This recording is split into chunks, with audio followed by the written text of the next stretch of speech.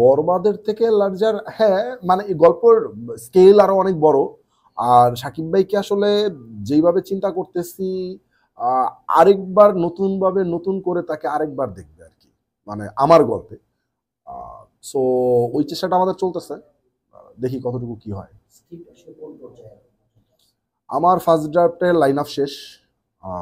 এরপরে আসলে একটা সিনেমা বলেন অথবা অন্য কিছু বলেন, প্রথম ড্রাফটই আসলে কাজটা হয় না। আমার বরবাদের প্রায় আমি সাত সাত নাম্বার ড্রাফটের পরেও আমি 8 নাম্বার ড্রাফট হয়েছে একদম শুটিং চলাকালীন অবস্থায়। ধরেন আমি শুটিং শেষ করে ফেলছি। আপনারা জানেন যে সাকিব ভাই লুক চেঞ্জের জন্য মাঝখানে 1 মাস সময় গেছিল। তখন আমি এডিটিং প্যানেলে বসে আমার কাছে মনে হয়েছে যে আরো 2-3টা সিন আমার আসলে শুট করা উচিত। তা হয়ে গেছে। তো ওইটাও তো একটা স্ক্রিপ্টের একটা ড্রাফট হয়েছে আর কি। তো এইটার বেলায়ও আরো বেশিও হইতে পারে। উম, এটা প্রাথমিক দাঁড় করাইলাম, এরপরে সামনে আরো কাজ তো হবেই।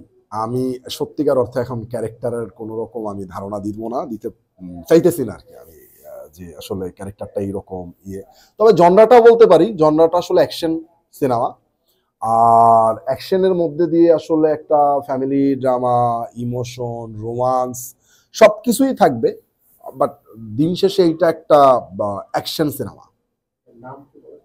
না, এটার নাম এখন আমরা বলতে চাই না। আবার এটাও ঠিক যে নাম আমরা যে একদম 100% লক করে ফেলছি বিষয়টা তাও না।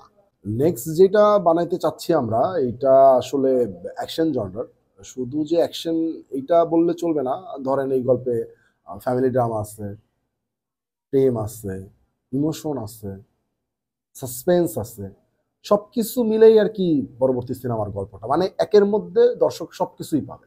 এবং এতটুকু কথা দিতে পারি, এইবার যেরকম অ্যাকশন আমি ডিল করতে চাইতেছি, দর্শক যেটা চাচ্ছে ওই রকম অ্যাকশনই আমি এবার ডিল করবো ইনশাল্লাহ। তাই দর্শক তো আসলে বরাবরই ইন্টারন্যাশনাল মানের চায়। যে সাউথ বলেন, বলিউড বলেন, আপনার হলিউড বলেন, যেই টাইপের দেখতে চায় ওই টাইপেরই দেখানোর চেষ্টা করবো। আবার দর্শক একটু হ্যান্ড টু হ্যান্ড ফাইট দেখতে চায়, ওই ডিজাইনও আছে, ভায়োলেন্সের ডিজাইনও আছে। এরকমই আর কি চিন্তা ভাবনা আছে করা।